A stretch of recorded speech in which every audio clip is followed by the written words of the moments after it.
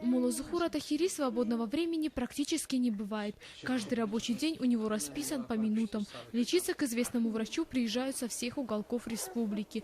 Пахридин Саломов со своей женой приехали в Душанбе из далекого Ганчийского района. На осмотр привезли свою маленькую дочь. У девочки проблемы с иммунитетом, слабая шейка и ножки.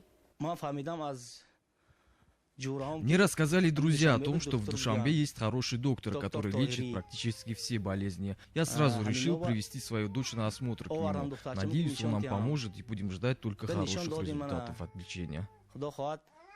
За 40 лет работы Муллазухур Тахири успел создать немало трудов. Он написал сборники стихов, 30 книг, создал фиточаи и лекарства. Также он изобрел аппарат для определения болевых точек в организме.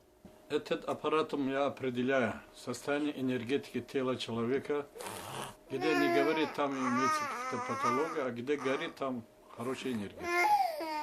Сейчас он занимается разработкой народного лекарства для лечения глаз, а также преподает в университетах, проводит тренинги.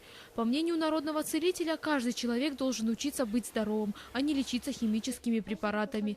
Вылечить можно любое заболевание, рассказывает Муллазухур Тахири. Я каждый день начинаю заниматься гимнастикой, очищением кишечника, дыхательной гимнастикой, йогой, соки делаю свои, чаи, травы пью и сохраняю свое здоровье. Муллазухур Тахири считает, что человек должен быть универсальным и развиваться всесторонне. Именно поэтому он решил помогать людям путем написания книг, статей и изобретения лекарственных средств.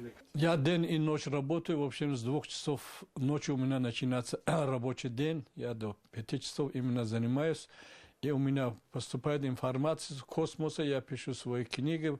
За свои заслуги и народные методы лечения Муллазухур Тахири получил более сотни сертификатов и дипломов. Основные из них – это лучший целитель мира 3-го тысячелетия и лучший целитель по народному и духовному целительству. Манижа Нажмединова, Рустам Пулатов, Мир 24.